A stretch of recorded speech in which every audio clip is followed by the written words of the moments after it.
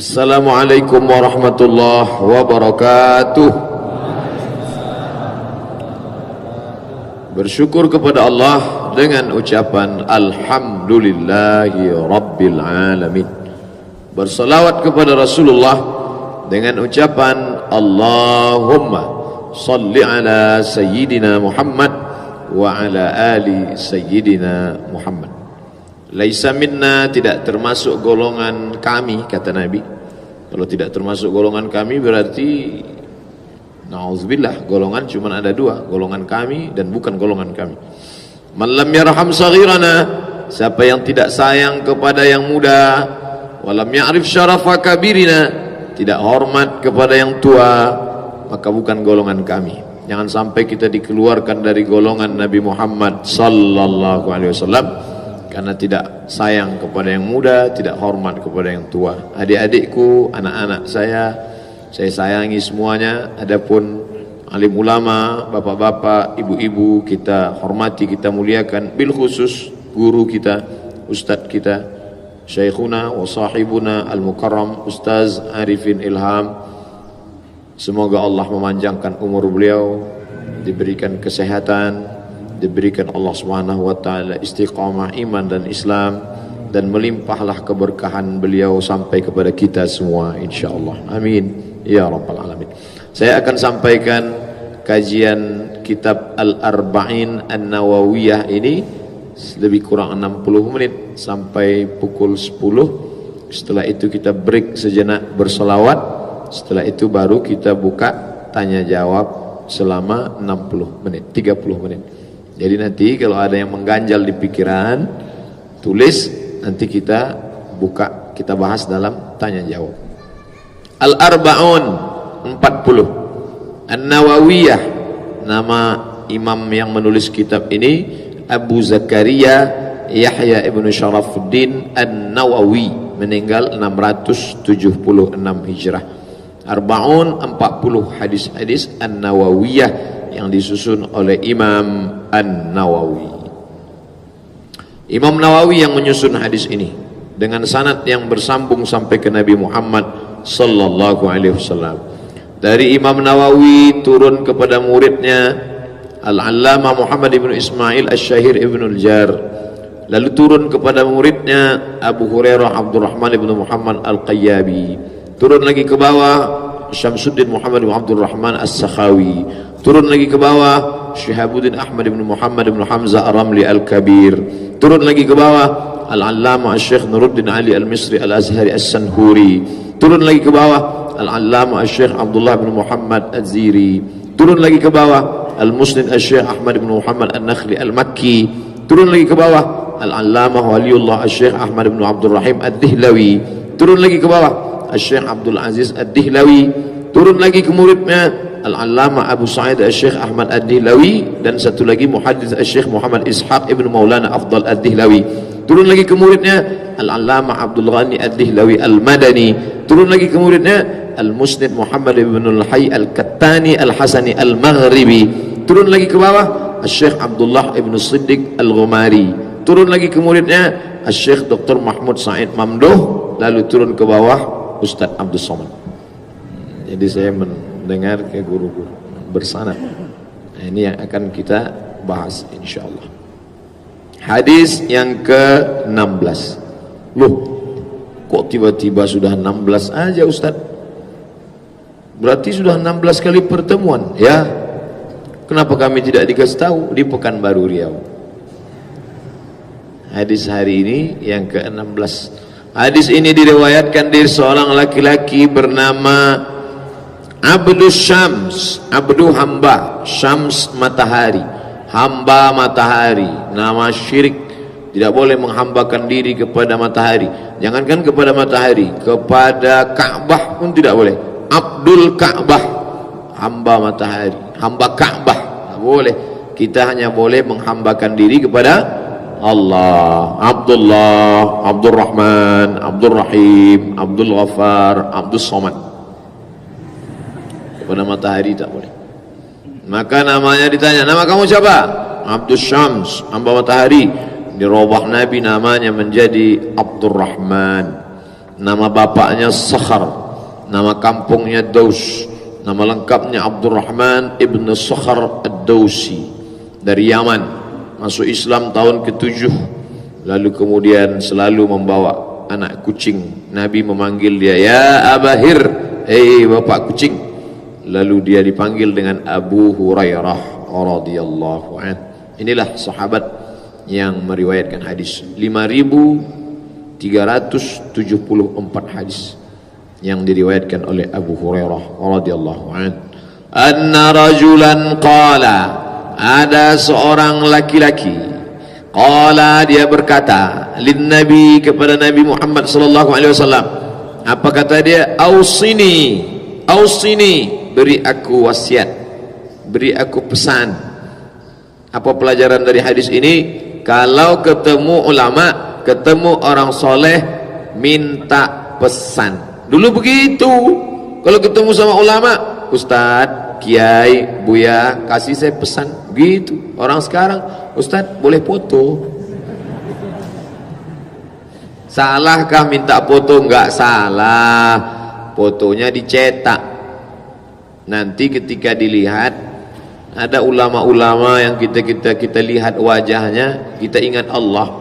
Bukan berarti wajahnya sama dengan Allah, na'udzubillah. Laisa kamitslihi syai'un wa huwas samiul basir. Kun ma'allah, hendaklah engkau bersama dengan Allah.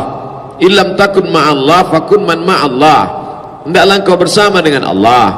Kalau engkau tidak bisa bersama dengan Allah, bersamalah dengan orang yang selalu bersama dengan Allah. Ketika engkau bersama dia, engkau mengingat Allah. Kita kalau sendirian di rumah, di hotel, di ruang tamu, lupa dengan Allah. Tapi kalau berada di sini, di majelis az-zikra, bersama orang-orang yang berzikir dengan Allah, melihat wajah Ustadz Arifin Ilham, melihat wajah Ustadz Syukur, melihat wajah para Ustadz kita dari az-zikra, kita mengingat zikir, kita mengingat Allah. Jangankan lihat wajah Ustadznya, minum air az-zikra aja ingat Allah, ingat kepada Allah SWT. Kenapa? Karena dibacakan doa. Tadi saya baru diberi, Ustaz, ini bagus kalau wajahnya kering, disemprotkan kering, dan air zam-zam disemprotkan ke mulut juga. Saya tanya, ba'da maghrib kan? Iya. Ini kering, lesu, begitu disemprot segar. Nah, jadi hadis ini memberikan pesan pada kita, kalau ketemu sama ulama, ketemu sama orang soleh, ketemu sama orang baik-baik, sebelum berpisah jangan pernah lupa ausini, kasih saya pesan. Ketika ketemu dengan seorang Habib yang dimuliakan Allah di Malang, sebelum pulang saya minta kepada beliau, Habib ausini, kasih saya pesan Habib. Apa kata beliau? Kata beliau, berjihadlah di jalan Allah wahai anakku, jangan takut, jangan gentar, Allah bersama engkau, berjihad. Lalu kemudian satu saat lagi saya ketemu dengan ulama di Surabaya. Lalu saya tanya, Kiai ausini, kasih saya pesan Kiai. Apa kata beliau? As-sidqu fil qaul al-ikhlas fil amal. Hendaklah engkau berkata benar dan beramal ikhlas karena Allah Subhanahu wa taala. Jadi jangan pernah kosong daripada pesan-pesan ulama. Saya minta pesan kepada Ustadz Arifin Ilham, Ustadz, saya mau pulang ke Riau nih, berilah saya pesan. Pesannya tidak saya ceritakan di sini.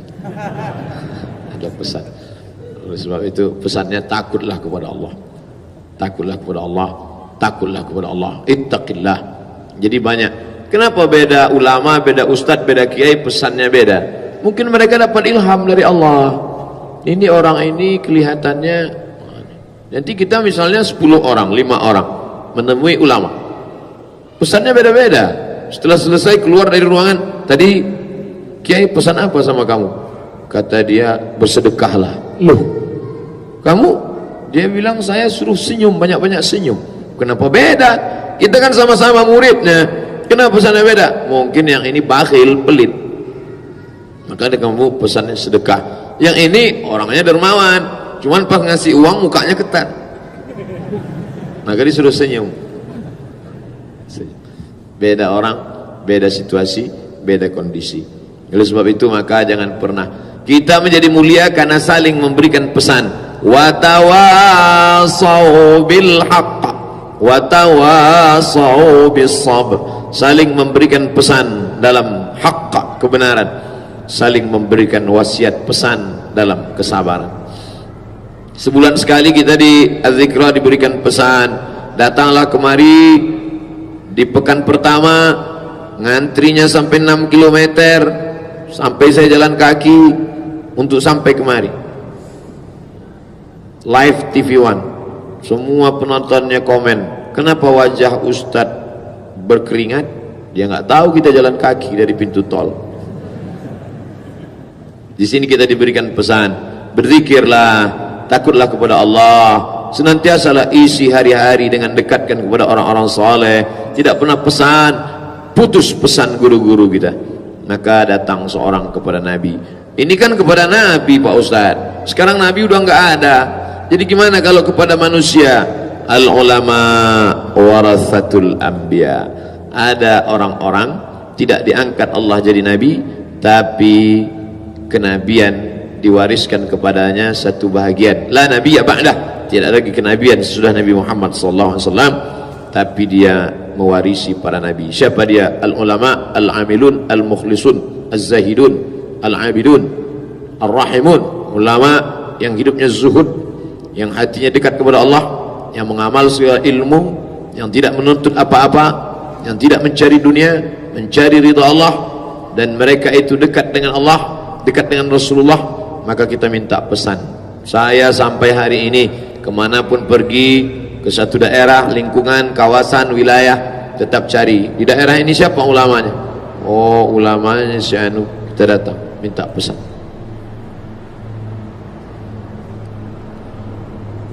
Qala, pesan Nabi yang berikutnya, la taghdab, la jangan, taghdab jangan marah. Faraddada miraran, dia tanya lagi, apalagi ya Rasulullah? La taghdab, jangan marah. Apalagi ya Rasulullah? La taghdab, jangan marah. Apalagi ya Rasulullah? La taghdab, jangan marah. Faraddada miraran, dia ulang beberapa kali. Jawaban Nabi tetap sama, la taghdab, la taghdab, la taghdab. Jangan marah, jangan marah, jangan marah. Rawahul Bukhari, hadis ini diriwayatkan oleh Imam Muhammad bin Ismail bin Ibrahim bin Mughirah bin Bardizbah Al-Bukhari, meninggal 256. Imam Bukhari meninggal 256, Imam Nawawi meninggal 676. Dari 256 ke 676, hampir 400 tahun jarak antara Imam Bukhari ke Imam Nawawi. Tapi hari ini namanya kita sebut qala al-Bukhari qala an-Nawawi, qala al-Bukhari qala an-Nawawi, qala al-Bukhari qala an-Nawawi. Orangnya sudah lama meninggal dunia. Di antara yang menyebabkan kita tetap hidup tak pernah mati adalah menulis. Imam Bukhari menulis 7.275 hadis. Imam Nawawi menulis sampai-sampai orang bingung menghitung banyaknya lembaran-lembaran karya Imam Bukhari yang tidak seimbang dengan umurnya. Ternyata dia banyak menulis. Imam Nawawi banyak menulis. Pernah diceritakan oleh Syekh Ali Jum'ah yang dikutip dari biografi Imam An-Nawawi.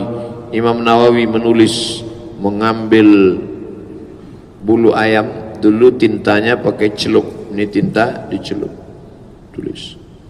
Imam Nawawi terus menulis sampai akhir dia mengantuk, dan kalau dia mengantuk tertidur, kepalanya dia tempelkan di buku yang dia tulis. Ketika dia terbangun, dia menulis lagi. 2 tahun lamanya dia tidak menempelkan tulang belakangnya ke atas kasur yang lembut demi untuk mencari ridha Allah. Allah meridainya. Sudah 700 tahun dia meninggal dunia. Hari ini tetap kita baca buku kitab karyanya, mengalir ke makamnya. Menulislah adik-adikku, anak-anakku, sahabat-sahabatku, menulislah supaya orang yang di masa akan datang tahu bahwa kau pernah hidup di masa lalu. Alhamdulillah Pak Ustaz, saya memang tiap hari nulis. Nulis apa? Nulis status. Gak apa-apa, berawal dari status.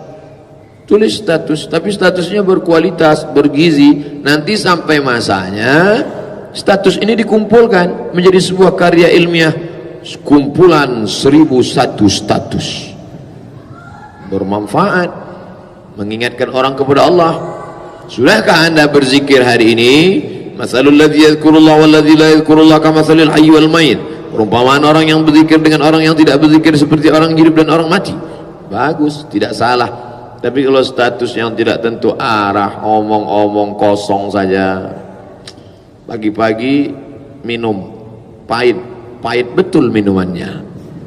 Habis itu makan pedas betul sambalnya. Habis itu masuk siang lapar betul terasa. Nanti pas malam mau tidur berkunang-kunang, rasanya mau mati. Besok mati betulan. Ada gunanya itu. Mubazir, la tubazzir tabzira. Janganlah kamu mubazir. Innal mubazzirina kanu ikhwanas syayatin. Orang mubazir saudara setan. Jangan marah, kata Nabi. Marah itu letaknya di mana? Kalau ada kita lihat orang marah wajahnya merah, apakah marah itu di wajah? Bukan. Kalau ada orang marah suaranya menggelegar, apakah marah itu letaknya di leher? Bukan. Kalau ada orang marah tiba-tiba matanya melotot, apakah marah itu letaknya di mata? Bukan. Ala fil jasadi mudghah. Ketahuilah di dalam jasad ada segumpal, sesuap, segenggam. Mudghah dari kata madagha yamdaghu, dikunyah.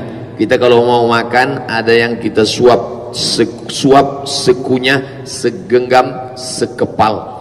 Dalam diri kita ini ada segenggam. Idza salahat salahal jasadu kulluh. Kalau dia baik yang lain ikut jadi baik. Wa idza fasadat fasadal jasadu kulluh. Kalau dia rusak yang lain ikut menjadi rusak. Ala wahyal qalb, jantung. Makanya orang yang marah itu detak jantungnya tidak normal, berdegup. Kamu jangan macam-macam ya, sambil megang sebelah. Jangan macam-macam. Saya kan letak marah itu tiba-tiba darah menyembur tidak normal, lalu nafas tersengal dan orang marah. Makanya kalau marah kata Nabi, apa yang dilakukan? Yang pertama dilakukan ketika marah, langsung ingat Allah Subhanahu wa taala. Ketika sudah terasa mau marah, itulah gunanya kalau orang selalu berzikir, cepat dia ingatnya. Tapi kalau orang tidak biasa berzikir, lama koneknya, nyari kabel lagi. Tapi kalau orang yang sudah biasa berzikir, dia nggak perlu pakai kabel. Kenapa? Wireless. Langsung connect. Apa-apa macam-macam. Astagfirullah. Astagfirullah. Astagfirullah. Begitu juga terasa akan marah, zikir itu datang menolong. Makanya banyak-banyak zikir. Saya biasa habis sholat itu astagfirullahaladzim, astagfirullah, astagfirullah 3 kali. Tadi habis sholat subuh, Ustaz Arifin Ilham tadi subuh ingat istighfar 100 kali. 100 bro. Maka yang marah-marah minim langsung marah, istighfar. Maka terasa akan marah. Jadi yang pertama langsung ingat Allah. Ala bi dzikrillahi tatma'innul qulub. dengan banyak berzikir mengingat Allah, hati akan menjadi tenang. Jantung yang sudah mulai bergelora, dia seperti air yang diletakkan di atas belanga, di atas api menyala, dia sudah mau menyala ke atas, terasa gelombangnya naik, terasa akan berbuih, terasa akan menggelegak, terasa akan mendidih. Datang zikir menenangkannya. Tenang, turun dia kuat. Walladzi anzala sakinata, dia yang menurunkan ketenangan fi qulubil mu'minin, ke dalam hati orang yang beriman. Jantungmu memang punya engkau, bukan? Walaupun kau sudah bawa sejak dari lahir, dari kandungan ibumu sudah berdetak. Dari mana Ustaz tahu? Dokter SPOG, spesialis kandungan, ngasih tahu, Bu, ini jantungnya sudah ada dua, satu jantung ibu, kami lihat ada satu jantung kecil sedang berdetak. Dokter mendengar ada 2 juta jantung. Selama ini buk, buk, buk, buk. Begitu dia dengar, ternyata sudah ada 2 suara, buk, buk, buk, buk, buk, buk. Kalau anaknya 1, kalau kembar 5. Ternyata sehebat-hebatnya laki-laki, dalam dirinya cuman pernah ada 1 jantung berdetak. Tapi dalam diri perempuan yang katanya lemah, yang katanya rendah, yang katanya tidak ada apa-apanya, tapi di dalam dirinya pernah berdetak beberapa jantung. Jantung anaknya, jantung anaknya, jantung anaknya yang kembar di dalam.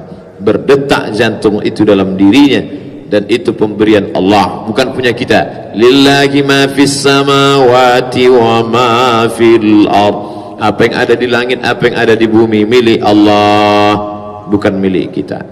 Ayat ini untuk membuat kita rendah hati bahwa yang kita punya ini, bahkan diri kita, kornea mata, buah pinggang, katup jantung, bukan punya kita. Hebat ini, megah mewah punya. Lillahi ma fis samawati wa ma fil. Ini milik Allah. Jangankan harta ini, diri saya pun milik Allah. Begitu. Ayat itu untuk merendahkan hati, bukan untuk ngambil mangga tetangga. Ada orang sekarang dia ambil, ketika yang punya orang, kenapa kamu ambil? Lillahi ma fis samawati wa ma fil ardh. Apa yang ada di langit, apa yang ada di bumi milik Allah. Untungnya si bapak yang punya pohon itu cerdas juga, dia ambil batu dia lempar. Kenapa bapak lempar? Lillahi ma fis samawati wa ma fil ardh. Ini juga milik Allah Subhanahu wa taala. Ketemu ente main-mainkan ayat. La taghdab, jangan marah. Tapi biasanya kalau orang sedang marah, ingatannya hilang. Saya pernah menyampaikan hadis ini bukan dalam konteks kajian Arba'in Nawawi. Pagi kami, judul kajian kita subuh ini adalah kajian tentang la taghdab, jangan marah. Selesai kajian salat sunat isyraq, kebetulan habis subuh. Habis itu tanya jawab. Selesai itu kami pun keluar kota. Sampai keluar kota, tiba-tiba datang Valentino Rossi dari belakang. Dia salib kita, hampir nabrak dekat. Naik emosi, kita kejar, potong dia salib dari depan. Turun. Saya pun marah. Ketika saya sudah mau marah, datang Ustadz Dayat ngasih tahu, Ustadz, judul kajian kita subuh tadi la taghdab, jangan marah. Ternyata habis ngaji ini ujiannya langsung cash and carry. Makanya saya ngeri-ngeri juga nih habis ini. Kira-kira apa yang na'udzubillah, jangan sampai kita marah. Artinya apa? Langkah yang pertama, kita sendiri ingat Allah. Langkah yang kedua, ada orang lain yang mengingatkan kita. Datang orang lain ngingatin kita. Karena kita ini sifatnya lupa. Namanya juga manusia, diambil dari kata nasia. Nasia itu lupa. Ada orang-orang yang lupa, yaitu manusia. Tapi ada yang ingatannya cuma nangkap 24 jam, itu demensia. Kemarin pas jam 6 sore, dia beli makanan sebanyak-banyaknya. Kolak, cendol, semua 20 bungkus. Begitu azan maghrib berkumandang, Allahu Akbar, Allahu Akbar. Ini azan contoh, bukan azan maghrib. Ketika azan maghrib berkumandang, masuk 2-3 butir korma, seteguk air. Lihat nih mas, lihat nih belanjaan kamu yang ini mubazir kan? Iya. Pokoknya ini yang terakhir, besok kita nggak ulang lagi. Jam 6 sore besok ngulang lagi. Daya tangkap ingatnya cuma 24 jam. Ini namanya demensia. Tapi ada yang lebih parah lagi. Lupa rumah, lupa sekolah, lupa nama. Ini namanya amnesia. Gak ingat apa-apa. Kita masih level bawah, manusia. Maka kita yang lupa, memang sudah ngaji hadis Arba'in Nawawi, hadis yang ke-16, hadis yang ke-16, hadis yang ke-16, tapi ternyata lupa. Datang teman mengingatkan. Tiba-tiba bapak ngelihat saya sedang ngamuk-ngamuk di pintu tol. Kamu datang, Ustaz, ingat nggak kajian kita ke-16 Ustaz? 16 loh. Astagfirullahaladzim. Ternyata jamaah ingat. Apa kajian ke-16? La taghdab. Jangan marah. Jangan marah. Ada orang lain yang ingatkan kita. Yang ketiga, kata Nabi, robah posisi. Kalau marahnya sedang berdiri, nunjuk-nunjuk, duduk. Duduk. Ketika sedang berdiri, ingat. Oh, duduk. Mana kursi? Mana kursi? Mana kursi? Kenapa? Saya mau marah nih. Kalau marahnya sedang duduk, sedang rapat nih, marah, berbaring. Sebentar ya, saya ke belakang sebentar. Ada apa Pak? Ini rasanya sudah mau bangkit nih. Saya mau nyari. Mana kasur? Kasur. Alhamdulillah, marah hilang, tidur. Itu yang ngasih tahu Nabi, robah posisi. Dan Nabi ini terapi menghadapi marah dari Nabi. Karena sekarang ada orang yang marah menggebu-gebu, ini penyakit kejiwaan. Dia marah, menangani marahnya dia nggak bisa. Akhirnya dia pergi ke psikiater, psikolog. Psikolog, gimana nih saya kena penyakit? Apa? Marah membabi buta. Oh, tenang ya, ini resepnya. Resep marah. Dalam hati psikiater, kamu masih lumayan membabi buta. Saya gajah bengkak nabrak babi buta. Marah nggak tentu arah. Yang keempat, ketika marah itu adalah gejolak api neraka. Gejolak api neraka mesti dipadamkan dengan air. Maka padamkanlah dengan air wudu. Dipadamkan dengan air wudu, bukan dengan nasi wudu. Air wudu. Begitu terasa marah, langsung pergi. Mana kamar mandi? Mana toilet? Mana keran air? Langsung wudu, padamkan dia, siram air ke wajah. Alhamdulillah. Udah wudu nggak mempan juga Pak Ustaz, mandi. Cari air dingin sampai menggigil kedinginan. Hilang marahnya insyaallah. Itu yang ngajarkan siapa? Dia yang memberikan terapi bukan berdasarkan percobaan. Dia bukan terapis, tapi dia adalah wa ma yantiqu 'anil hawa. Dia tidak mengikuti hawa nafsu. In huwa illa wahyu yuha, melainkan wahyu dari Allah Subhanahu wa ta'ala. Oleh sebab itu maka ini kita mesti tahan. Dan di bulan puasa 30 hari lamanya membiasakan diri. Ini bulan Ramadan bukan bulan menumpuk amal. Banyak orang yang keliru. Ramadan bukan bulan menumpuk amal. Ramadan ini adalah madrasah, pelatihan, lokakarya, seminar, LPG, pembentukan karakter sifat yang dibentuk. Terutama judul kita hadis ini marah. Insyatamahu ahadun, tiba-tiba sedang duduk nongkrong, ada orang ngajak kelahi caci maki. Hei, bejat, brengsek, kamu. Wa qatalahu, ngajak kelahi, ngajak perang. Maka kamu yang sedang berpuasa diam, katakan falyaqul, hendaklah dia mengatakan inni shaim, aku sedang puasa, aku sedang puasa. Berani kamu sama saya? Aku sedang puasa. Takut kan? Takut sama saya kan? Aku sedang puasa. Kalau memang berani, mana jamaah kamu? Mana? Katanya kamu hebat. Mana? Aku sedang puasa.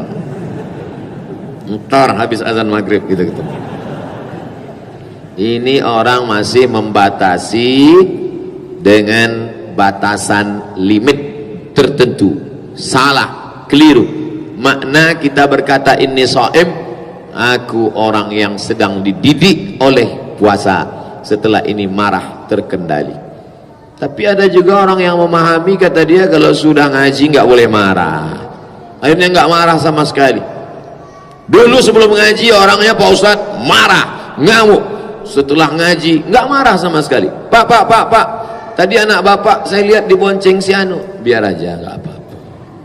Istri bapak dilarikan orang, nggak apa-apa. Oh ini orang bukan ngaji, ini nggak bener. Islam tidak membuang marah, Islam menempatkan marah pada tempatnya. Ada saatnya Nabi marah. Nabi keluar rumah, ketika di luar dia lihat ada orang yang sedang kelahi tentang tafsir Al-Quran, berkelahi berdebat tentang ayat Quran. Nabi marah. Apa kata Nabi? Wa kanal insanu aktsara syai'in jadala. Memang manusia ini hobinya jadala, berjidal, berdebat. Jangan berkelahi tentang Al-Quran, jangan berdebat tentang Al-Quran. La tanaza'u, jangan berkelahi. Fatafshadu, nanti kamu gagal. Wa tazhaba rihukum wa tadhhaba rihukum, semangat kamu hilang. Itu sudah pasti. Kalau kamu kelahi, maka kamu gagal dan kamu kehilangan semangat, spiritnya tidak ada. Wasbiru, sabar. Jadi tidak boleh sumpah serapah, caci maki, tidak tentu arah. Tapi Nabi marah pada tempatnya. Selesai sholat, assalamualaikum warahmatullahi, assalamualaikum warahmatullahi. Nabi memandang ke belakang. Asyhadun fulan, asyhadun fulan, asyhadun fulan. Mana si fulan? Mana si fulan? Mana si fulan? Kenapa tidak datang sholat berjamaah? Nabi marah. Dia di rumah, ya Rasulullah, layan tayyadna. Mereka yang sholat di rumah, layan tayyadna, berhenti, jangan ulang lagi sholat di rumah. Kalau tetap juga sholat di rumah, la uharriqanna alaihim buyutahum, aku akan bakar rumah mereka. Itu marah. Kira-kira kalau bunyi kalimatnya aku akan bakar rumah mereka, itu marah. Mana mungkin aku akan bakar rumah mereka. La uharriqanna alaihim buyutahum, aku akan bakar rumah mereka. Siapkan kayu bakar, kita bakar rumah mereka, kata Nabi. Walaupun Nabi tidak melaksanakannya, tapi ini ancaman tentang orang nggak sholat berjamaah.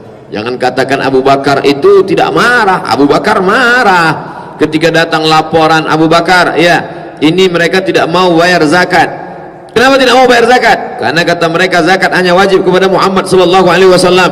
Karena ayat itu turun kepada Nabi Muhammad, khudz min amwalihim, ambil harta mereka. Setelah Nabi Muhammad sallallahu alaihi wasallam meninggal, maka tidak wajib lagi zakat. Marah Abu Bakar.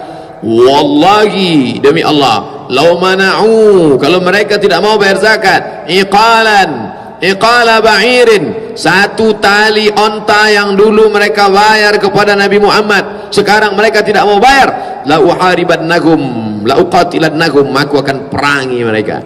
Umar tidak setuju. Apa ini Abu Bakar? Kata Umar, mereka kan bersyahadat. Man qala la ilaha illallah Muhammadur Rasulullah, siapa yang sudah bersyahadat asyhadu an la ilaha illallah wa asyhadu anna Muhammadur Rasulullah, faqad asamu minni dima'ahum wa amwalahum, hartanya tidak boleh diganggu, darahnya tidak boleh tumpah. Kenapa kamu perangi orang yang tidak berzakat? Apa jawab Abu Bakar Siddiq? Memang betul kata-katamu Umar, tapi ingat, man qala la ilaha illallah, siapa yang sudah mengucapkan la ilaha illallah Muhammadur Rasulullah, Muhammad Rasulullah, maka dia ada kewajiban salat, zakat, puasa, haji bagi yang mampu. Siapa yang meninggalkan itu, maka dia keluar dari Islam. Aku tidak ingin merusak mereka, mereka ingin kuselamatkan karena tidak membayar zakat. Program pertama Abu Bakar Siddiq ketika diangkat menjadi khalifah adalah marahnya karena Allah. Al-hubbu fillah, cinta karena Allah. Wal bughdu fillah, wal bughdu lillah, marah pun karena Allah. Nah, jadi bukan asal sembarangan marah saja. Ali marah ketika ada seorang laki-laki bernama Abdullah bin Sabah menunjuk Sayyidina Ali, antallah, engkau adalah Allah. Dia tunjuk, kata dia, Allah bersemayam dalam diri Muhammad sallallahu alaihi wasallam. Ketika Nabi Muhammad meninggal, Allah masuk ke dalam diri Sayyidina Ali, maka dia tunjuk Ali, ya Ali antallah. Dibakar oleh Sayyidina Ali. Ali memerintahkan sahabat, ini orang tobat, dia Yahudi, tidak mau masuk Islam, merusak ajaran Islam, bakar dia. begitu dinyatakan. Ini menunjukkan siapa yang mengatakan Abdullah bin Sabah mitos, justru disebutkan dalam kitab-kitab Syiah sendiri tentang keberadaan Abdullah bin Sabah yang dibakar oleh Sayyidina Ali. Marah Ali, kenapa? Karena dia merusak ajaran Islam. Umar pernah marah. Umar marah. Kapan itu Abu Bakar marah? Ketika datang seorang laki-laki membuat surat-surat palsu mirip seperti Al-Quran. Wal fil wa ma adraka mal fil lahu zailun tawil. Wal fil, demi gajah. Wa ma adraka mal fil, tahukah kamu apa gajah itu? Lahu zailun tawil, ekornya panjang. Ini nabi palsu, markasnya di Yamamah. Siapkan pasukan perang, kita datang ke Yamamah. Mereka datang ke Yamamah, mereka hantam itu si nabi palsu. Marah karena dia sudah merusak agama Allah SWT. Jadi jangan nanti kalau ada ustadz mengerahkan, dia sudah menista agama, dia sudah merusak agama, tangkap dia, adili dia. Datang orang nulis di koran, ini bukan ajaran Islam. Ajaran Islam mengajarkan kedamaian. Damai apa? Pala ente. Damai itu ada saatnya damai. Kita pun suka damai. Kita senang kepada kedamaian. Damai, ada saatnya damai. Kapan? Nanti jam 2 siang. Damai Indonesiaku. Damai. Tapi ada saat-saatnya kita marah. Islam tidak menggunting kemarahan. Islam tidak membunuh darah seni. Seni ukir mengukir, seni kaligrafi, seni tidak dibuang. Islam tidak mengukir seni suara, buang seni suara, tidak boleh.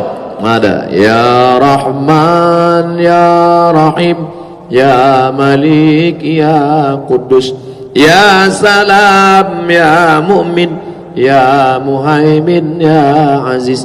Tidak dihilangkan. Seni berperang, sampai mereka latihan.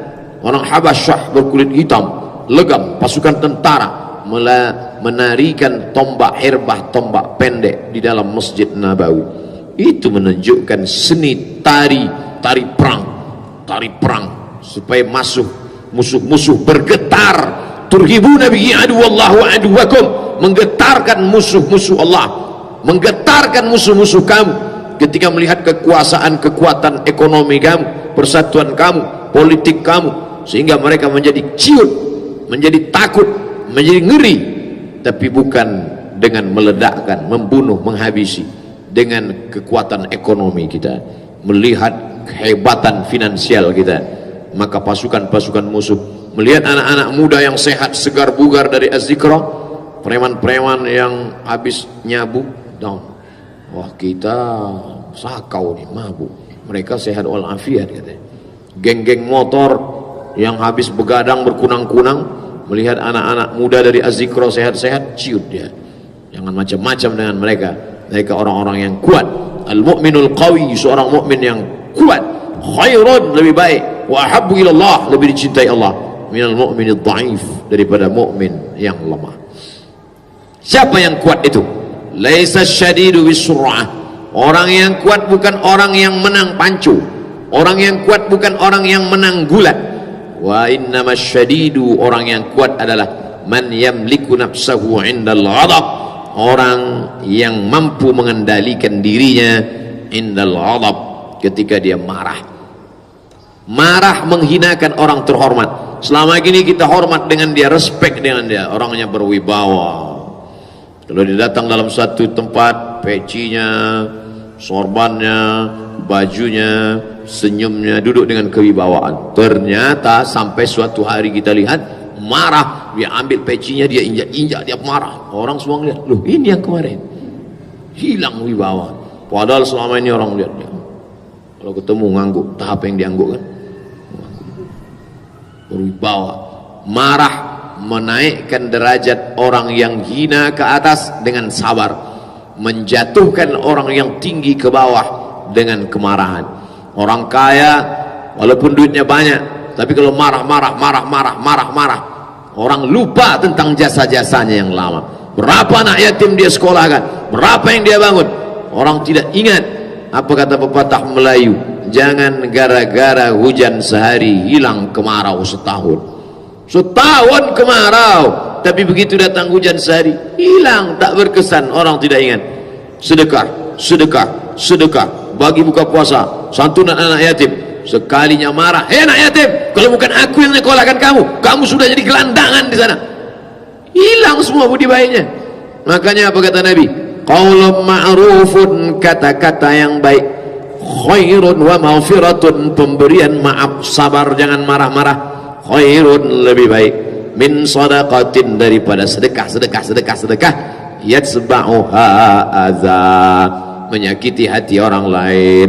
Lebih baik engkau berikan maaf, kata-kata baik, nahan marah, daripada banyak sedekah tapi menyakiti hati orang. Alhamdulillah Pak Ustadz, sejak mendengar ayat yang Ustadz baca tadi hati saya tenang. Kenapa? Karena memang saya selama ini nggak pernah sedekah. Bukan itu maksudnya. Maksudnya yang udah sedekah terus sedekah, yang belum sedekah mulai bersedekah, tapi amarah jangan diperturutkan. Karena marah ini tidak ada obatnya sampai sekarang, kecuali ngaji, ngerti, introspeksi diri, muhasabah, menung sejenak. Emangnya marah menyelesaikan masalah?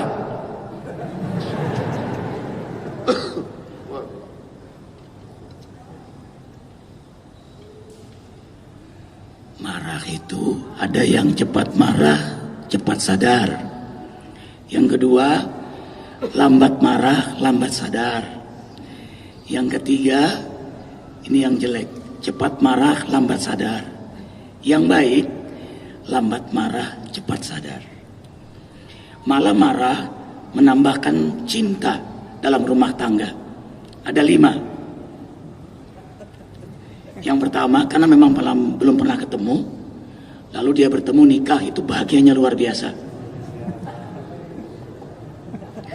Yang kedua, istri begitu melahirkan, selesai melahirkan, itu sangat membahagiakan. Yang ketiga, setelah head bertemu, itu membahagiakan. Yang keempat, setelah pergi jauh lama lalu bertemu, itu membahagiakan. Yang kelima, setelah marah suami marah dengan istri, istri marah dengan suami, lalu berdamai, itulah suasana yang paling indah. Ating tang, atang ting ting.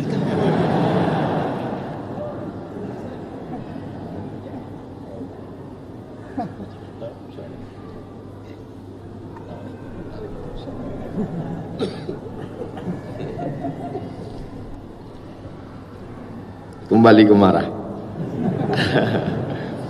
Jadi begitulah pesan guru kita, para ulama, Nabi Muhammad sallallahu alaihi wasallam. Lalu kemudian tentang masalah marah ini, apakah dengan marah menyelesaikan masalah? Macet, jam, sampai ke pintu gerbang, lampu merah, orang selalu ingat merahnya, padahal antara merah, hijau, kuning.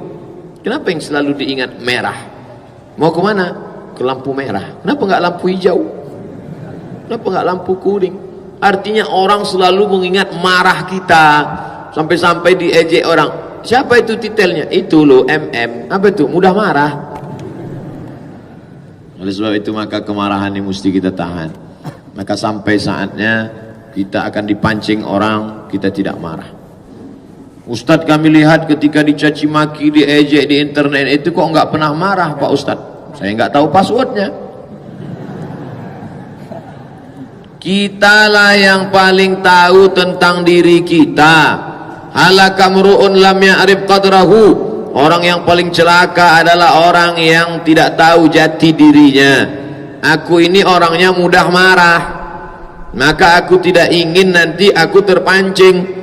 Lalu cara yang paling efektif adalah dengan cara tidak mengetahui password. Baca. Oh kalau gitu Ustaz nggak baca komen-komen kami. Saya baca itu. Tapi jangan tersinggung kalau nggak balas. Nggak bisa. Mau dibalas, kok nggak masuk? Oh iya, lupa password. Artinya apa? Kita kenali diri kita. Adik-adik mahasiswa mahasiswi sekalian, kita ada 16 tatap muka. Potong tatap muka pertama orientasi perkenalan, tatap muka berikutnya nanti hilang satu lagi, yaitu acara ujian mid semester, nanti juga di akhir UAS ujian akhir semester. Maka 16 ini tinggal 13. Yang 13 ini kita bagi 13 judul makalah, tolong selesaikan. Jangan sampai hari H nggak ada hadir, jangan sampai terlambat, jangan sampai nanti pada saat ingin presentasi, mohon maaf Pak, tadi malam saya mau ngetik tiba-tiba lampu mati, laptopnya tiba-tiba lowbat, tiba-tiba pas pagi mau ngeprint printernya rusak. Stop, jangan lanjutkan, aku tak sampai hati mendengar cerita. Saya tidak mau bla bla bla bla. Dari awal saya kasih tahu, saya orangnya mudah marah. Kalau nanti kamu macam-macam, saya emosi, maka selesaikan tugas. Artinya kita beritahu orang dari awal supaya orang siap-siap. Jangan tiba-tiba marah, orang kaget, orang terkejut. Ada SP1, ada SP2, ada SP3. Jangan langsung bam. Nggak benar begitu. Ini tindakan-tindakan yang baik. Bapak Ibu hadirin hadirat yang dimuliakan Allah Subhanahu wa taala.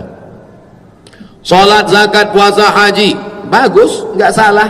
Tapi kalau sampai mencaci maki, sumpah serapah hanya karena motivasinya marah, ingat, solatnya hilang, puasanya melayang, hajinya terbang. Ya'ti yaumul qiyamati bi salatin, ada orang yang datang nanti pada hari kiamat menghadap Allah, solatnya banyak. Solat tarawih, solat witir, solat sunat isyraq, solat awabin, solat sunat tahajud, solat sunat tasbih, solat sunat taubat, solat sunat hajat, solat wasiyamin, puasanya banyak, puasa Ramadan, puasa 6 hari di bulan Syawal, puasa Ayyamul Bait 13, 14, 15, puasa Senin Kemis, puasa Nabi Daud, puasanya banyak, wa zakatin, zakat, wakaf, infak, sedekah. Tapi ternyata lidahnya kasar, sudah mencaci maki si fulan, syatama hadza, mencaci maki si fulan, wasafaka dama hadza, menumpahkan darah si fulan, wa qadhafa hadza, menuduh si fulan tanpa bukti. Hei anak zina, na'udzubillah. Dengan berkata kepada orang tetanggamu, kawanmu, hei anak zina, engkau bisa dicambuk 80 kali cambuk. Yang berzina 100 kali. Yang menuduh, walladzina yarmunal muhsanat, orang yang menuduh perempuan baik-baik berzina, walam ya'tu bi arba'ati syuhada, tidak mampu mendatangkan 4 orang saksi, fajliduhum thamanina jaldah, cambuklah mereka 80 kali cambuk. Mengerikan, menakutkan, na'udzubillah. Oleh sebab itu maka hati, maka ada ungkapan, mulutmu harimau, mulut kamu harimau kamu, mulut kamu, lidah kamu harimau kamu. Oleh sebab itu, tapi kami kemarin melihat Ustadz waktu ceramah marah, itu Ustadz marah, itu marahnya karena Allah. Ngeles aja tuh. Ada orang-orang kalau kita nggak naikkan suara kita, dia ngelunjak, dia injak kepala kita, dia sangka ini kurus 50 kilo nggak bisa marah. Saya mau ngasih tahu, saya bisa marah, tapi tidak tiap-tiap hari marah. Nanti jangan sampai jadi image. Ustadz yang mana? Aduh, gua nggak ingat tuh namanya. Yang mana? Itu yang kalau ceramah marah-marah mulu, dikit-dikit marah, dikit-dikit marah, dikit-dikit marah. Stres kali Ustadz itu. Ustadz kok stres?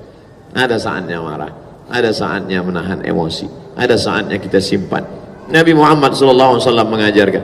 Lalu diantara orang yang menyumpah serapah, memaki, mengeluarkan kata-kata karena marah tadi, penyesalan mendalam setelah itu. Orang yang marah adalah orang yang ingin membalaskan kerisauannya kepada orang lain, tapi tidak tersampaikan, akhirnya mental ke dirinya sendiri. Orang yang marah itu menyiksa dirinya.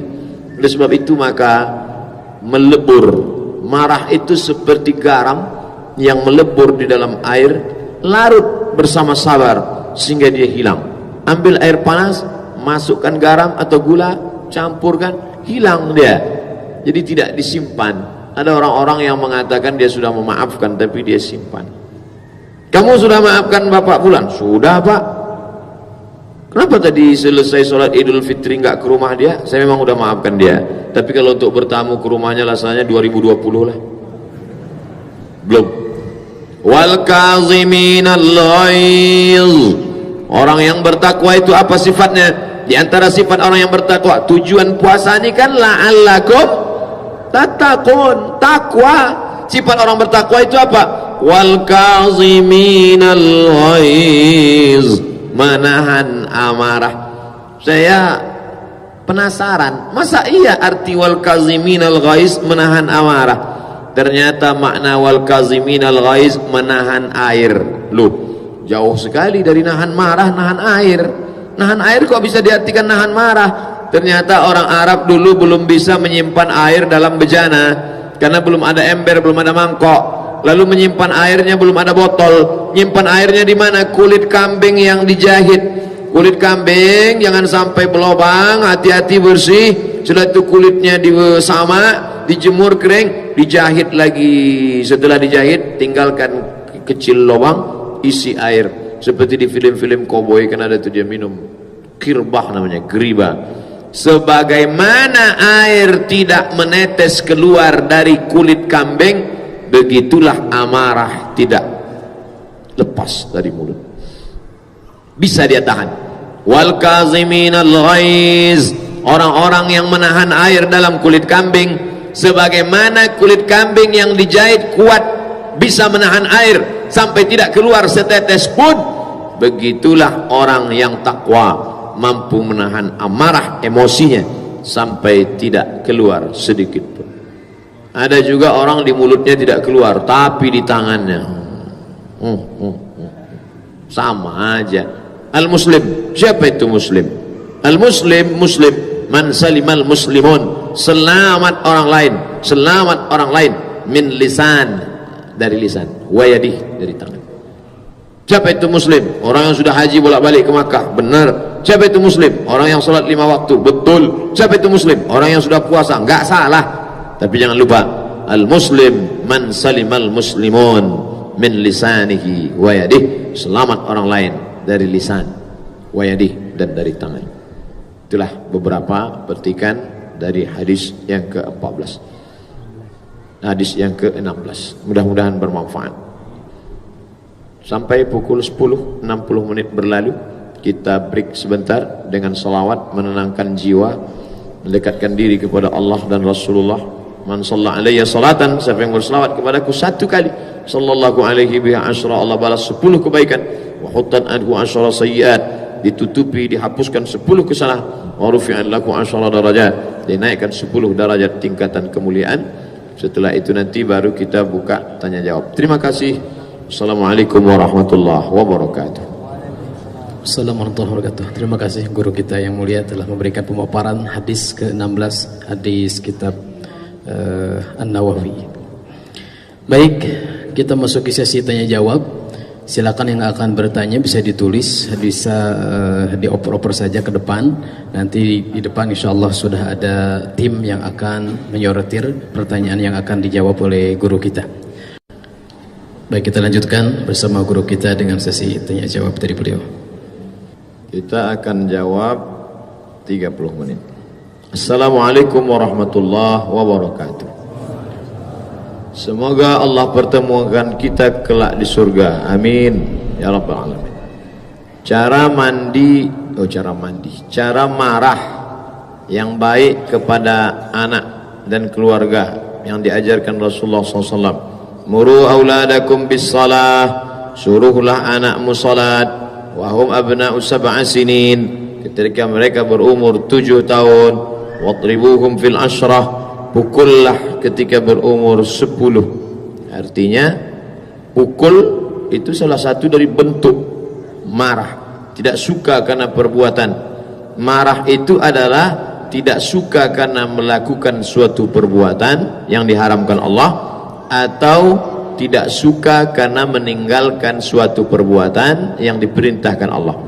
Nah, jadi maka ada tahapannya, suruh, perintah, atau gantungkan cambuk. Di antara yang diajarkan Nabi, menggantungkan cambuk di dinding sehingga anak itu akan melihat, oh ini sakitnya, walaupun dia tidak dipukul. Kalaupun memukul, mendidik, mengajar, bukan kata-kata kasar. Kalau dibiasakan telinganya mendengarkan kata-kata yang kasar, maka sensitivismenya akan hilang. Tapi bukan berarti tidak marah. La yadkhulul jannata dayyus, tidak masuk surga dayyus. Siapa itu? Laki-laki yang tidak ada rasa cemburu kepada istrinya, kepada anak perempuannya, tidak menutup aurat. Maka Nabi memanggil, ya Asma, kesini, kemari Asma. Innal mar'ata, sesungguhnya perempuan, idza balagatil mahid, kalau sudah sampai usia haid, menstruasi, la yasluh laha an yura, tidak boleh nampak dari tubuhnya illa hadza, kecuali wajah, wa hadza, telapak tangan. Jadi bukan langsung marah, tidak tentu arah, diberikan sebab. Kalaupun kamu lihat saya marah, marahnya karena Allah, karena saya sebagai laki-laki yang akan bertanggung jawab di hadapan Allah. Inna sam'a, pendengaran, wal basar, mata, wal fuad, hati, kullu ulaika kana anhu mas'ula, semua akan disoal, semua akan ditanya. Hai anak-anakku, hai keluargaku, kalian mesti ngerti saya ini bukan marah, tapi karena tanggung jawab nanti akan ditanya, disoal, ditanya di hadapan Allah Subhanahu wa ta'ala. Oleh sebab itu maka mengerti, orang memahami, oh rupanya dia bukan memperturutkan emosi hawa nafsu, tapi karena ingin menjaga. Ya ayyuhalladzina amanu, hai para laki-laki, hai para suami, hai para bapak, hai para paman, qu anfusakum, jaga dirimu, hai para wali, jaga dirimu, wa ahlikum, keluargamu, nara, dari api neraka. Bolehkah kita marah kepada orang tua yang tidak ingin sholat berjamaah di masjid? Wa in jahadaka ala an tusyrika bima laysa laka bihi ilmun, kalau orang tuamu itu berbeda agama denganmu lalu dia memaksamu untuk mempersekutukan Allah. Bayangkan, pertanyaan ini tentang orang tua seagama tapi nggak mau sholat ke masjid atau nggak mau sholat. Ini sekarang konteksnya lebih parah. Orang tua beda agama dan dia paksa anak itu untuk mempersekutukan Allah. Apakah boleh kita marah? Bapak kafir. Kalau orang tuamu itu memaksamu untuk mempersekutukan aku, fala tuti'huma, jangan patuh, jangan ikut. Apakah disuruh melawan? Wasahibhuma fid dunya ma'rufa, tetaplah kalian bergaul, berbakti kepada mereka. Kalau yang berbeda agama saja disuruh tetap bergaul, berbakti, berbuat baik, apalagi yang sama-sama asyhadu alla ilaha illallah. Ajak mereka ke jalan Allah. Ud'u ila sabili rabbik, ajak ayahmu yang belum sholat itu ke jalan Allah, ajak ibumu yang belum pakai hijab itu ke jalan Allah, bil hikmah, dengan cara yang santun, wal mau'izatil hasanah, suri tauladan yang baik. Tapi ayah saya ngajak debat dengan saya, wajadilhum, debat dia, silakan debat, billati hiya ahsan, dengan cara yang santun, yang baik. Jangan ngejudge. Inna rabbaka huwa a'lamu biman dhalla an sabilih, Allah lebih tahu siapa yang sesat dari jalan Allah. Wa huwa a'lamu bil muhtadin, Allah lebih tahu siapa yang dapat hidayah. Yang mentang-mentang udah hijrah, udah ngaji, papa, mama, sini, assalamualaikum, kasih tahu mereka dengan santun. Ibu saya belum pakai hijab Pak Ustadz, pergi ke pasar belikan hijab yang bagus, sampul. Mama, ini ada oleh-oleh kenang-kenangan. Apa ini? Coba buka, surprise. Wow, ini yang harga 15.000 kan? Jangan lihat dari harganya mah, tapi lihatlah kain sepotong inilah yang akan menyelamatkan mama dari neraka jahanam. Nyindir ya kata. Enggak, cuma ngasih tahu aja. Orang tua kita ajak dengan cara yang baik. Lihatlah bagaimana Ibrahim. Nama Ibrahim kita sebut 4 kali. Kama sallaita ala Ibrahim wa ala ali Ibrahim, kama barakta ala Ibrahim wa ala ali Ibrahim. Nabi Ibrahim bertengkar dengan bapaknya. Apa kata bapaknya Azar? La illam tantahi, kalau kau tidak berhenti menceramahi aku, ngajak aku Ibrahim, la arjumannaka, aku akan lempar engkau pakai batu sampai mati. Wahjurni maliyya, tinggalkan aku, pergi sana. Apa kata Nabi Ibrahim? Salamun alaika, keselamatan untukmu bapakku. Sa'astaghfiru laka rabbi, walaupun kau marah-marah padaku, aku tetap akan mintakan ampun kepada Allah. Innahu kana bi hafiyya, Allah itu mengabulkan doaku. Itu maka kita sebut Ibrahim alaihissalam. Semoga selalu diberikan keberkahan Ustadz, amin. Mohon jelaskan zikir mengingat Allah itu menenangkan hati. Tapi kenapa ketika saya zikir ketenangan itu belum saya dapatkan? Apakah itu karena dosa-dosa saya yang lalu, atau karena zikir saya belum benar? Gimana nih Pak Ustadz? Pak Ustadz katanya kalau makan kenyang. Iya, saya udah makan kok nggak kenyang. Mungkin ususnya bolong, mungkin kurang banyak, mungkin salah suap, mungkin salah masuk. Oleh sebab itu maka dengan cara yang benar, kalau tidak maka obat akan berubah menjadi racun. Mulut menyebut, hati mengingat. Afdal zikri seafdal zikir la ilaha illallah, la ilaha illallah, la ilaha illallah, la ilaha illallah. Mulut menyebut, jantung connect, dari jantung naik ke otak, dari otak menyembur ke mata, dari otak ke telinga. Kalau zikirnya benar, connect mulut dengan hatinya, otaknya lurus benar, matanya akan benar, telinganya akan benar. Itu sudah connecting yang tidak terputuskan. Makanya kenapa si Anu meninggal? Sakit jantung. Kenapa si Anu meninggal? Jantung koroner. Kata Nabi, kalau itu kamu isi, yang lain akan selamat. Pernah enggak? Kenapa si Anu meninggal? Kena panu, kena kurap, penyakit jantung. Maka diisi dengan zikir kepada Allah. Enggak ada air putih. Ya, kamu mesti zikirnya benar. Ala, mungkin kurang banyak. Ini saudara kita sudah berzikir, tapi ketenangan belum juga turun. Siapkan cawannya. Siapkan cawan. Cawan itu apa Pak Ustadz? Gelasnya. Siapkan bersih. Nanti airnya Allah yang akan turunkan. Cawan itu adalah jantung, hati. Nanti Allah yang turunkan. Huwallazi anzala sakinata fi qulubil mu'minin. Dia yang akan menurunkan ke dalam hatimu. Kadang-kadang kita bangun pagi risau, nggak tahu apa yang dirisaukan. Risau aja pikiran, susah hati. Tapi begitu kita berzikir, terasa dia pelan-pelan, seperti kopi yang diaduk, kacau. Tapi kemudian ketika berhenti, terasa dia turun ke bawah, bening, hening, terasa. Banyak-banyak salawat. Begitu keluar dari rumah, bismillahirrahmanirrahim, la haula wa la quwata illa billah. Allahumma salli ala sayyidina Muhammad wa ala Muhammad. Allahumma salli ala sayyidina Muhammad wa ala Muhammad. Allahumma salli ala sayyidina Muhammad wa ala Muhammad. Allah terus. Yang sambil bawa motor, Allahumma salli ala sayyidina Muhammad wa ala Muhammad. Allahumma salli ala sayyidina. Terasa Allah menurunkan ketenangan. Rasakan itu setiap pagi mau pergi. Jangan dengar radio, dengar lagu. Mau berangkat kerja, hidupkan radio. What can I do?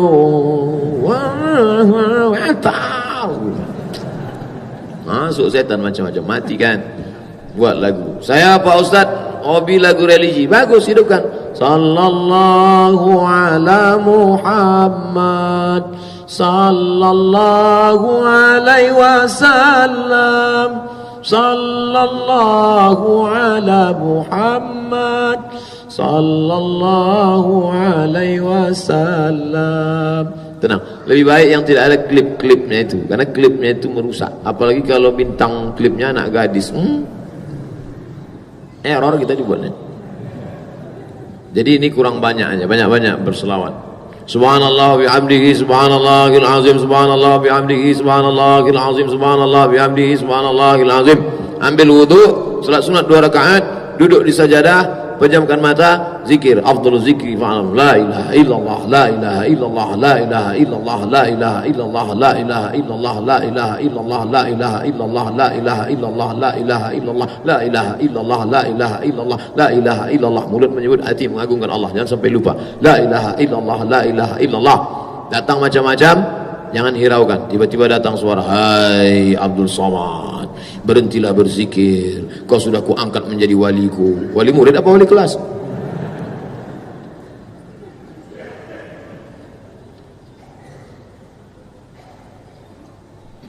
Ada yang marah, mana suaranya? Streaming kok gak kedengaran? Padahal tadi udah bilang la taghdab, jangan marah.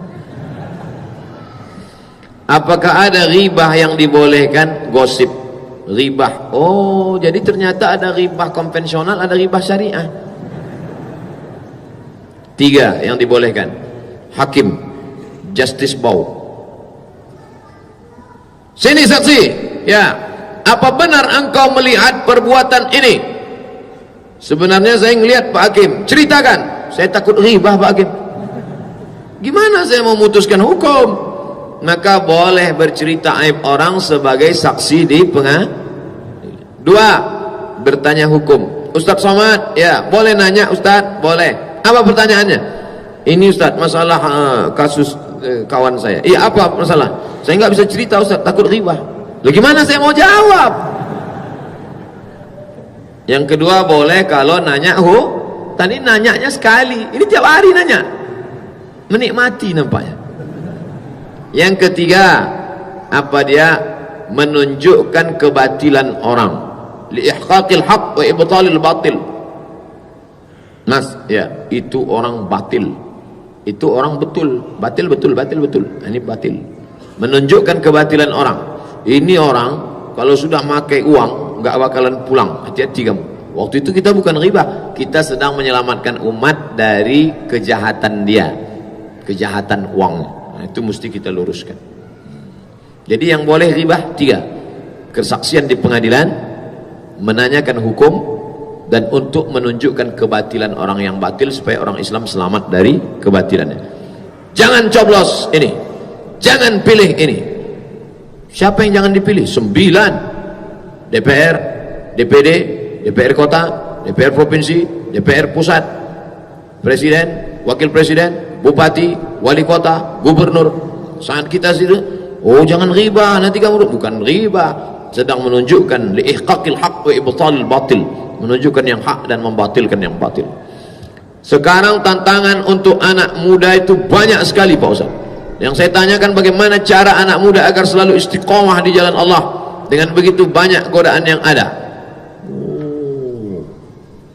Pertama, anak muda mesti membangun komunitas. Di antaranya komunitas pemuda Az-Zikra. Makanya gabung di sini. Serigala yang ada di luar tidak akan menerkam kalian selama kalian berada di tengah jamaah. Tapi begitu kalian memisahkan diri dari jamaah, maka akan datang serigala-serigala menerkam. Sekelompok bison menyeberang sungai, predator mengamati dari jauh.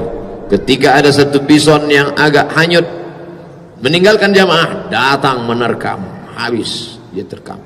Oleh sebab itu jangan pisahkan diri dari jamaah. Yang kedua, membangkitkan semangat untuk beramal beribadah.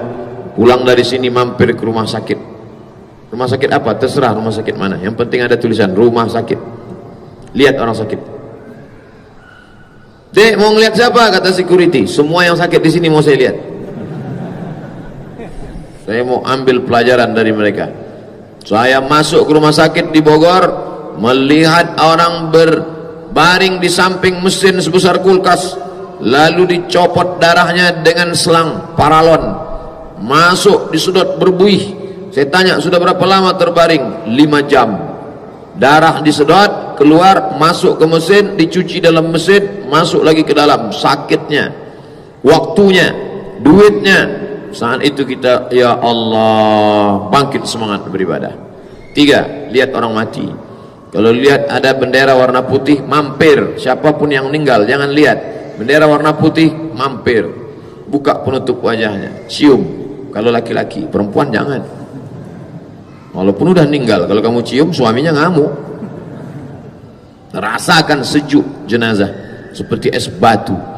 Antar dia sampai ke pemakaman. Siapa yang mengantar jenazah sampai ke pemakaman, maka dia mendapat pahala qiratan, 2 qirat.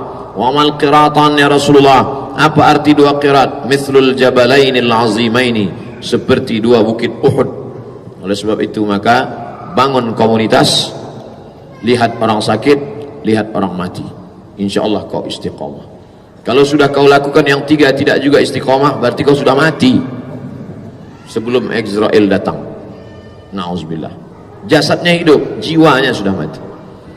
Ustaz tolong sebutkan, jelaskan secara terperinci satu persatu syarat-syarat kriteria seorang boleh digelari dengan masing-masing gelar. Ad-da'i ilallah, orang yang mengajak ke jalan Allah. Ayo salat, ayo puasa, ayo zakat, ayo haji. Ad-da'i ilallah, mengajak. Ud'u ila sabili rabbik. Walaupun kau insinyur, walaupun kau SHMH, walaupun kau profesor doktor, ajak orang ke jalan Allah. Ketuk pintu rumahnya, bro, ayo kita sholat subuh. Alim, innama yakhshallaha min ibadihi ulama. Yang takut kepada Allah adalah ulama. Kalau ngajak tadi nggak penting berilmu, dai, yang penting ngajak aja. Ayo sholat. Makanya kalau ada orang ngapain itu ngajak-ngajak sholat? Emang dia sarjana agama? Emang dia dari Kairo? Emangnya dari Madinah? Emangnya dari Ummul Qura? Ngajak-ngajak? Oh ngajak, nggak penting harus sekolah agama, karena dia tidak ada tanya jawab. Tapi kalau sudah terkait dengan masalah hukum fikih, masalah halal haram, masalah, makanya kalau ada orang mengatakan apa tuh Ustaz Felix Yau, dia kan bukan pelajar agama, dia dai, dia ngajak orang, ngajak supaya udah putusin aja. Berapa banyak saya ketemu sepupu saya, anak abang saya, setelah lama saya belajar itu jauh di sana di provinsi lain, saya datang, alhamdulillah kami sebelumnya nggak pakai jilbab jadi pakai jilbab, sebelumnya nggak pakai hijab jadi pakai hijab, sebelumnya pacaran jadi nggak pacaran. Saya sudah siap-siap menerima pujian, insyaallah. Akhirnya apa kata? Semua itu kami lakukan setelah membaca buku Ustadz Felix Yau. Ternyata bukan ceramah Ustadz Somad.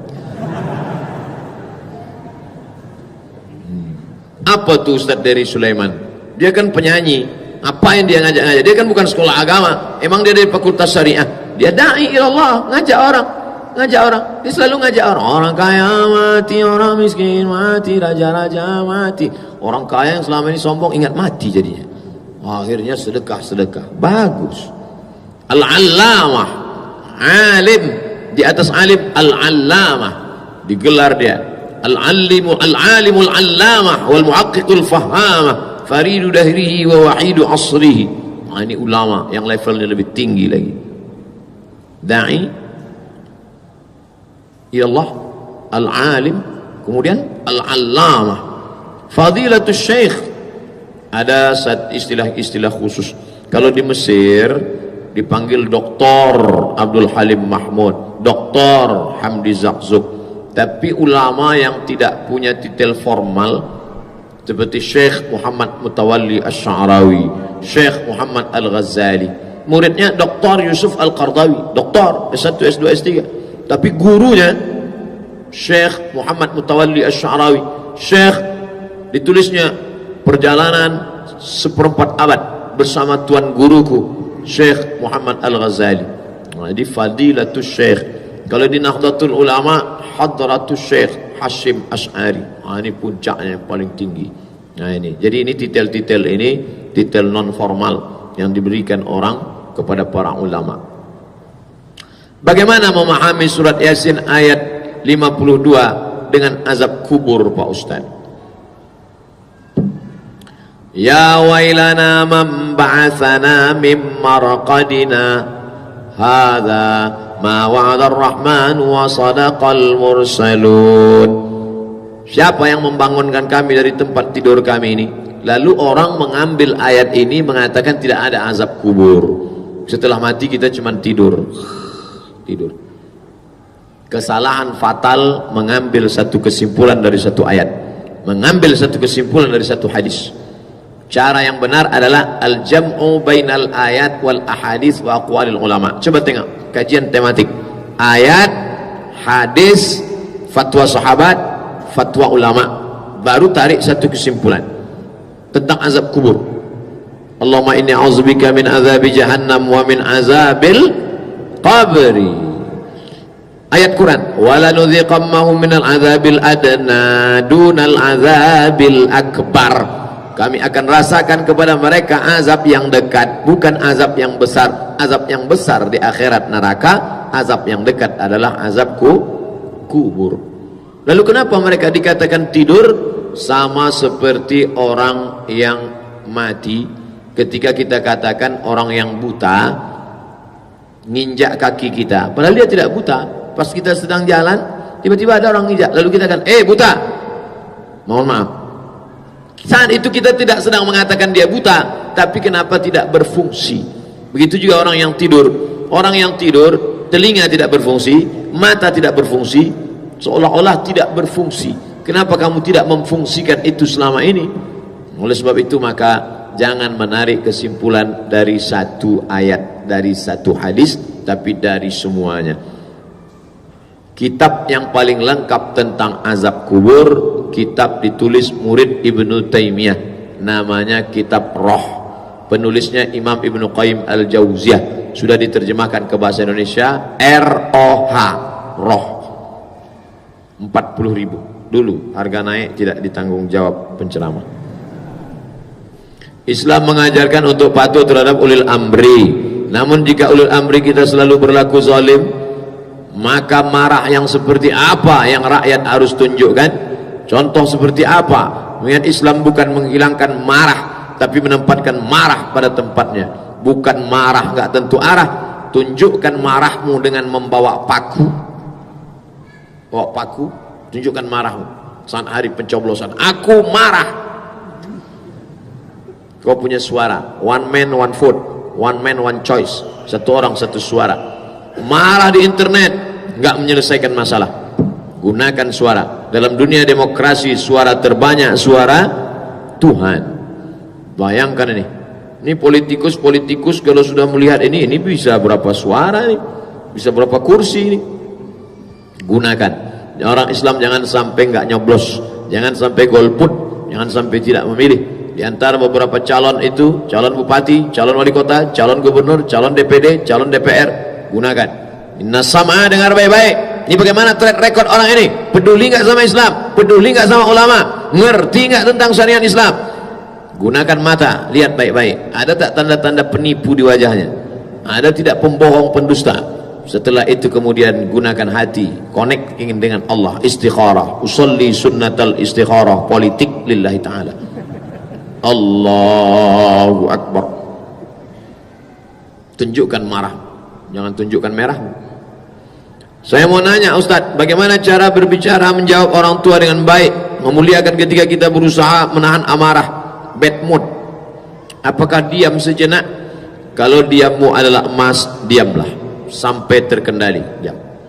Kira-kira sudah terkendali emosimu, baru kau ngomong, Papa, aku mau nikah. Rupanya orang tuanya nggak setuju sama berikan yang terbaik. Mungkin jangan kamu yang ngomong, karena orang tua tidak pernah menganggap kamu besar. Sebesar apapun engkau, orang tua melihat engkau hanyalah bayi kecil mungil yang ada dalam gendongannya. Sehingga ketika kau berkata, dia tidak melihatmu sebagai orang yang sedang berkata, tapi dia lihat bayi lucu sedang pandai bicara. Oleh sebab itu pakailah lidah orang lain. Isinya ucapanmu, tapi lidah orang lain. Kira-kira omongan siapa yang dia dengar? Dia punya ustadz, pakai lidah ustadz. Dia punya sesepuh, pakai lidah sesepuh. Dia punya senior, pakai lidah senior. Papa, coba dengarkan ucapan ustadz ini. Oh, dia ngomong gini ya. Kok mirip seperti omongan kamu kemarin? Jangan-jangan kamu udah bisiki dia duluan? Enggak, saya enggak ada kenal. Ustadz, bagaimana jika ada orang yang buka aib kita? Boleh nggak kita marah kepada orang itu? Jika saat ditegur dia tidak peduli, apa yang harus kita lakukan? Lapor ke polisi. Pasal apa? Pencemaran nama baik, mengganggu ketertiban umum. Ini ustadz ceramahnya paradok, ini ustadz ceramahnya kontradiktif. Tadi katanya jangan marah, kita bukan marah, tapi ada hukum. An-nafsu bin nafsi, kalau dihilangkan nyawa, balas nyawa. Al-ainu bil aini, kalau mata ditusuk, tusuk juga mata dia. Wal-uzunu bil uzuni, telinga dipotong, gunting juga telinga dia. Wal juruh al-qisas, wal juruh al-qisas, kalau dilukai, balas dengan luka yang sama. Ada hukum dalam Islam, tapi ada yang lebih tinggi lagi, akhlak. Faman afa, siapa yang mau memaafkan, wa aslaha, siapa yang mau berdamai, fa ajruhu 'ala Allah, Allah akan memberikan balasan. Lapor ke polisi karena sudah pencemaran nama baik, akhirnya dipanggil. Kamu sudah ini, ya, berdasarkan ini akan dihukum. Tapi kalau ada pemberian maaf, gimana? Sudah maafkan? Saya sudah maafkan, Pak. Itu sebagai apa? Sebagai pelajaran aja. Saya tobat, nggak bakalan lagi tobat. Alhamdulillah, Ustadz Iblis ini nggak masuk 200 rekomendasi Kemenak. Saya dikirim sama kawan, hah? Dia bilang aku iblis. Ustadz marah waktu itu, enggak. Masa dia bilang iblis? Viralkan. Nah, panggil sama Pak Kapolres Yogyakarta. Tobat Pak, tobat, nggak lagi. Tobat nggak bakalan update status lagi. Ustadz Somad, tolonglah maafkan ayah kami. Kamu lihat status saya, emang saya ada marah? Enggak. Apa saya buat situ? Allahumma hdi qaumi fa innahum la ya'lamun. Berikanlah hidayah kepada saudaraku ya Allah. Dia berbuat ini karena tidak tahu. Tapi kalau kita diamkan nggak bisa. Dia harus dikasih pelajaran. Tapi kita maafkan. Oh, saya nggak ngerti Pak Ustadz. Pahami aja baik-baik. Memang kalau kurang cairan susah ngerti. Dehidrasi. Apa hukumnya jika kita memukul secara keras? Mukul ya keras. Kalau nggak keras itu melambai. Meninju orang yang sudah berbuat kemungkaran dan telah meresahkan masyarakat. Misalnya akhlak tutur kata, sangat menyakitkan dengan tujuan untuk memberikan pelajaran. Jangan main hakim sendiri. Kita kan punya perangkat hukum.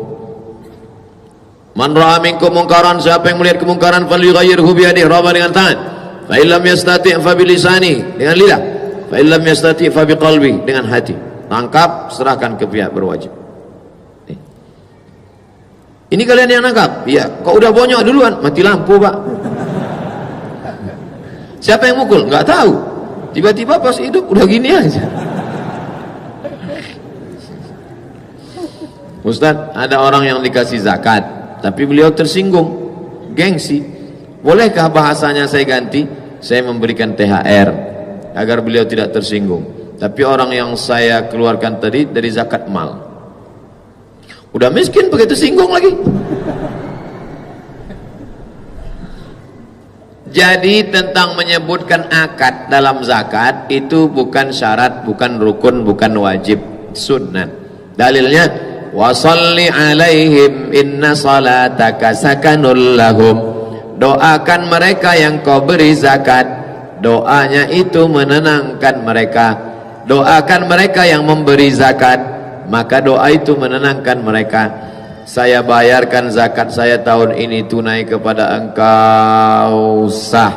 Lalu dia ajara barakallahu fima ataita, semoga Allah memberikan berkah kepada yang sudah kau berikan. Hukum akad dalam pemberian dan doa itu adalah sunnah. Jadi tidak rukun. Mesti nggak pegang? Enggak. Jadi sekedar dia beri saja. Seandainya rukun itu, akad itu rukun, maka berarti nggak sah zakat orang yang bayar zakat pakai kartu gesek. Di Malaysia orang bayar zakat pakai kartu gesek. Dan kartu itu mesin kan nggak pernah jawab, aku bayar ini, lalu mesin jawab, aku terima.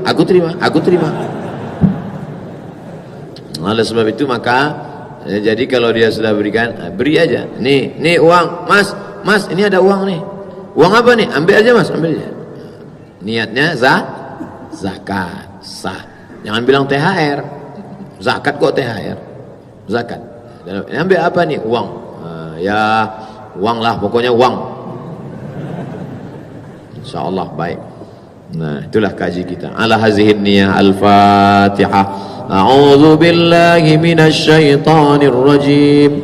Bismillahirrahmanirrahim. Alhamdulillahi rabbil alamin. Ar-Rahmanir Rahim. Maliki yaumiddin. Iyyaka na'budu wa iyyaka nasta'in. Ihdinas siratal mustaqim. Siratal ladzina an'amta 'alaihim ghairil maghdubi 'alaihim waladdallin. Amin. Kawan, dia bilang aku iblis. Ustaz marah waktu itu? Enggak. Masa dia bilang iblis? Viralkan. Panggil sama Pak Kapolres Yogyakarta. Tobat Pak, tobat, enggak lagi. Tobat enggak bakalan update status lagi. Ustadz Somad, tolonglah maafkan ayah kami. Kamu lihat status saya, emang saya ada marah? Enggak. Apa saya buat situ? Allahumma hdi qaumi fa innahum la ya'lamun. Berikanlah hidayah kepada saudaraku ya Allah. Dia berbuat ini karena tidak tahu. Tapi kalau kita diamkan nggak bisa. Dia harus dikasih pelajaran. Tapi kita maafkan. Oh, saya nggak ngerti Pak Ustadz. Pahami aja baik-baik. Memang kalau kurang cairan susah ngerti. Dehidrasi. Apa hukumnya jika kita memukul secara keras? Memukul ya keras.